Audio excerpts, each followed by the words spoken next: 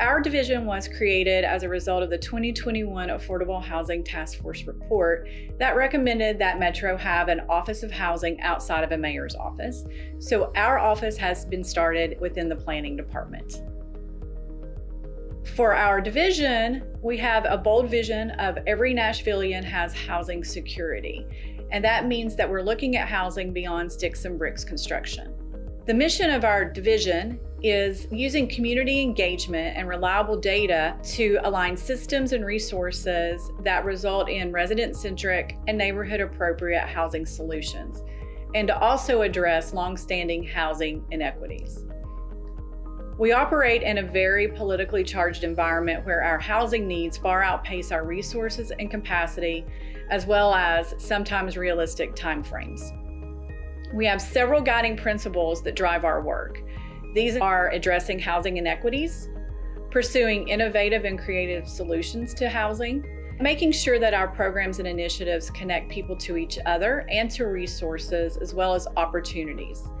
And then, of course, to have a resilient and sustainable solution to support our residents and communities in preparing for and recovering from economic and climate-related shocks and stressors.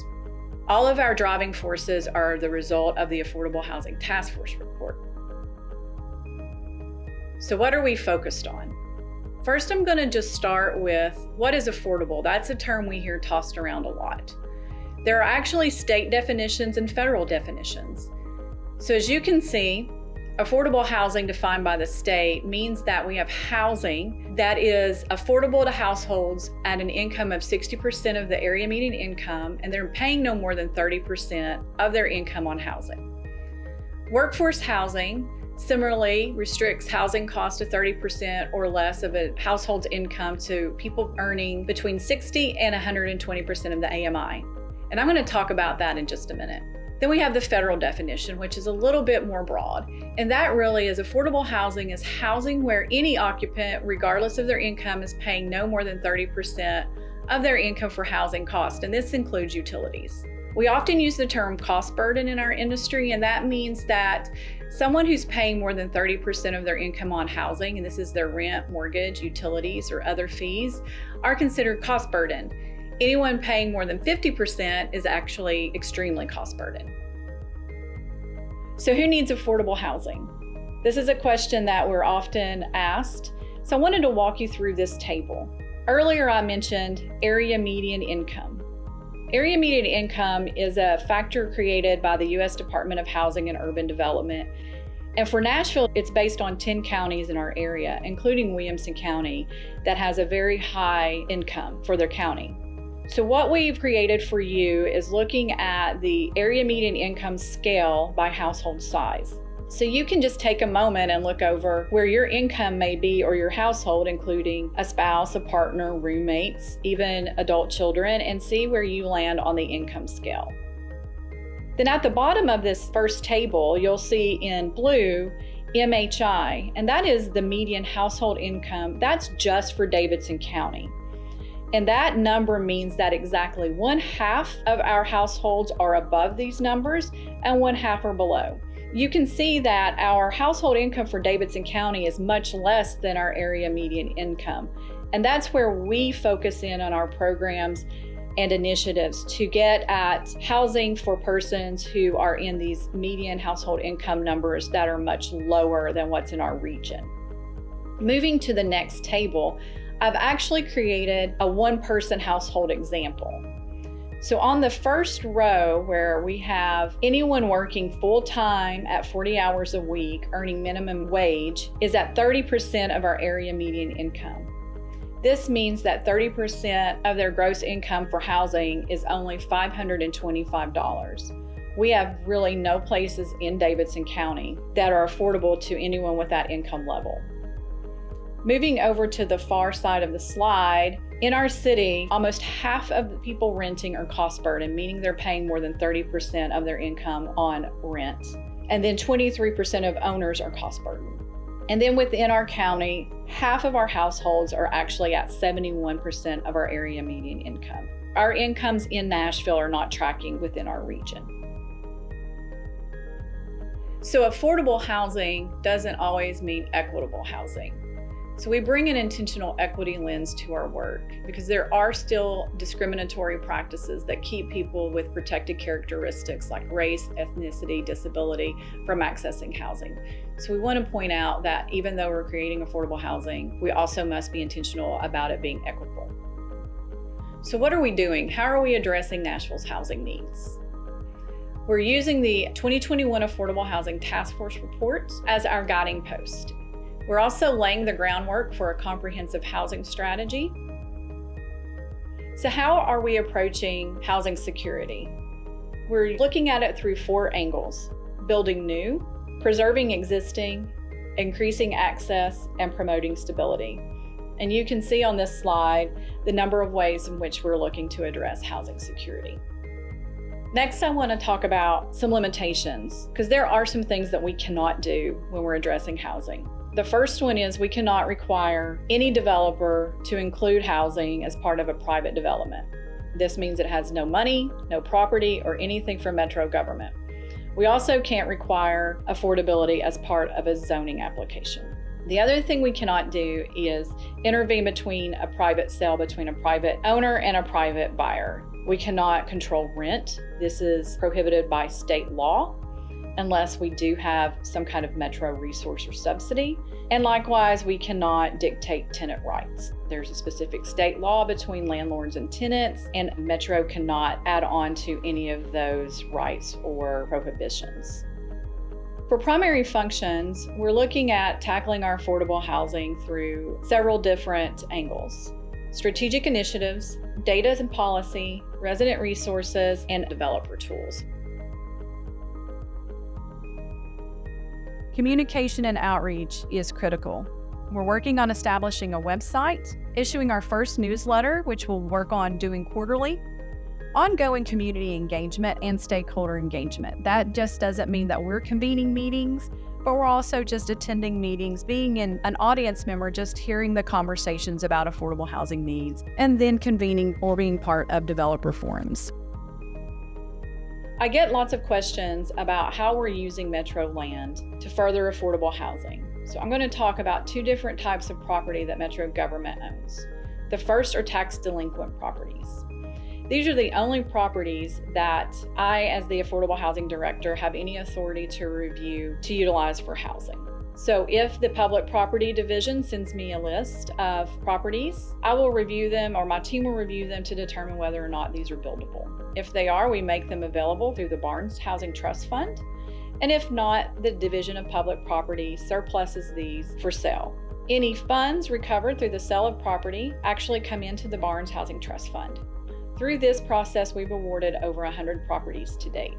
Then the next are our larger properties that most people are actually talking about. And the way Metro government holds their properties is through different departments like parks, general services, water services, schools. These are not necessarily available just for housing, but we have to work with our peer departments to see what is vacant or underutilized, and then also go through the same analysis on whether something is buildable and whether it's appropriate. For example, we have over 270 properties considered vacant residential, but they're owned by the Metro Airport Authority. We can't build on these properties. That's not appropriate. The other thing that impacts whether something is building or appropriate is how it was acquired, the types of funds, and if there's any restriction on the use. For example, properties purchased through the FEMA buyouts from flooding are permanently restricted against any residential use. When we navigate through those, we must have the department support as well as council member and oftentimes community support on how we want to use these properties. So one of the things that I mentioned earlier that we're charged with is creating a comprehensive housing strategy. This is going to lead us to create and preserve a sufficient supply of permanent housing options affordable to all incomes. The next part of our unified housing strategy will lead us to address historical housing inequities, then to find resources and solutions to support residents in achieving and maintaining housing security and stability, and then finally ensuring that Nashville housing stock is resilient and sustainable. Moving on, another area of our work is around data and policy. So we've created the very first ever housing dashboard that is on Planning's website. This includes a full inventory of the Housing Trust Fund, which is the Barnes Fund. Also, some of our other resources like our low-income housing tax credit pilot. And then we have a tab that shows the overall need for housing and how we're performing through all of our public assets.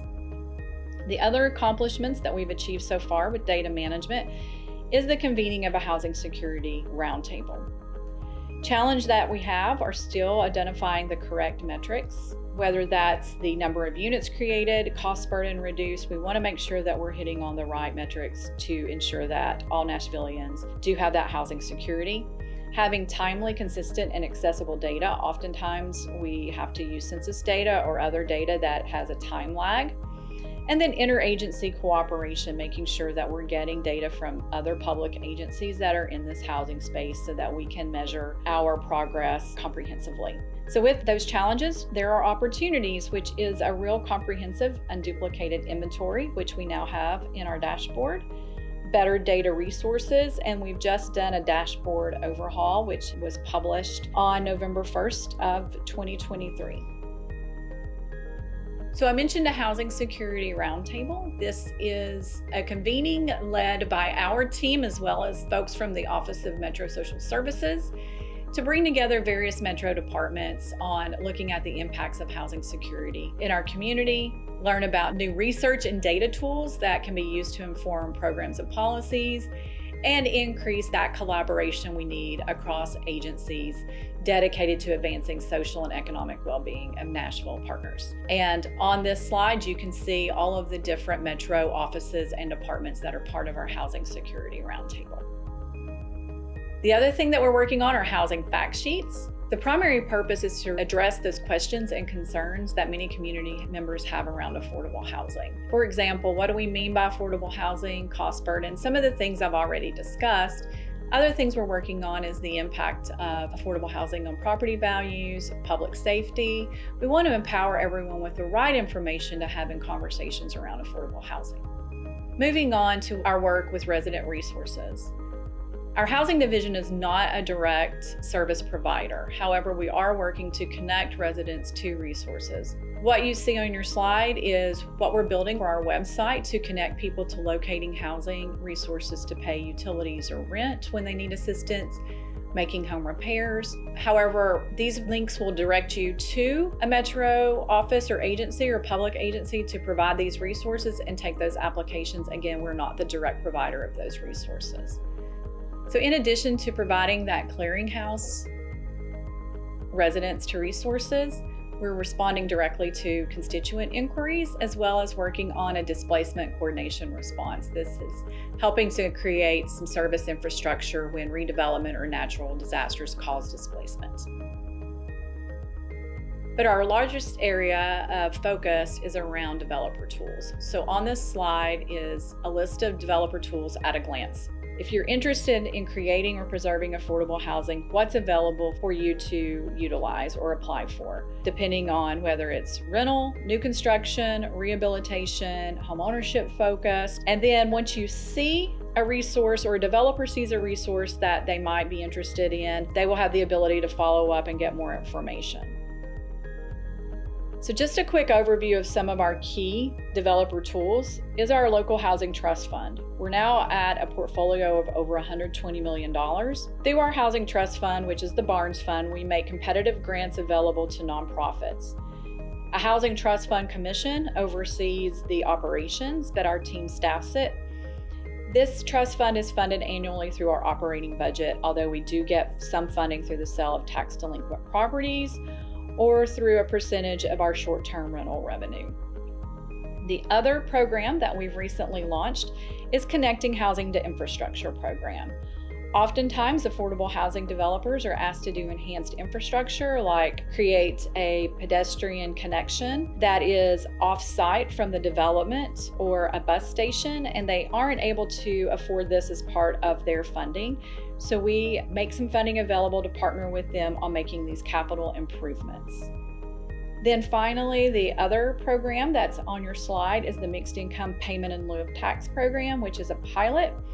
This program offers property tax abatement to private developers to increase affordability in developments that would otherwise not be affordable. For example, if so many apartments are in our pipeline, but they're not going to be affordable and the developers can't qualify for the Barnes Trust Fund, they're not a nonprofit, we want to achieve some affordability, so we offer this abatement program. We have a priority for projects along our corridor and high opportunity areas, particularly in our downtown.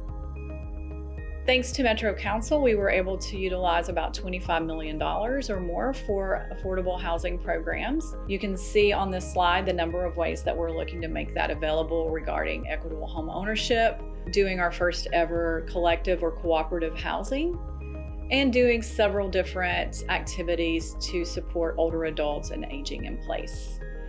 All of these funds, or most of these, are available through the Barnes Housing Trust Fund. Some are through separate requests for proposals for providers to assist us in the service delivery.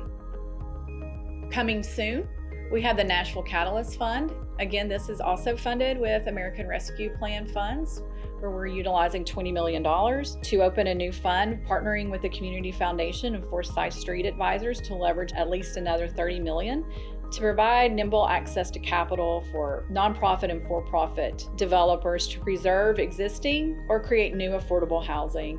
We're looking to accelerate the creation of high-impact affordable housing. We hope to launch the fund after the beginning of 2024 for the first deals, so stay tuned for more.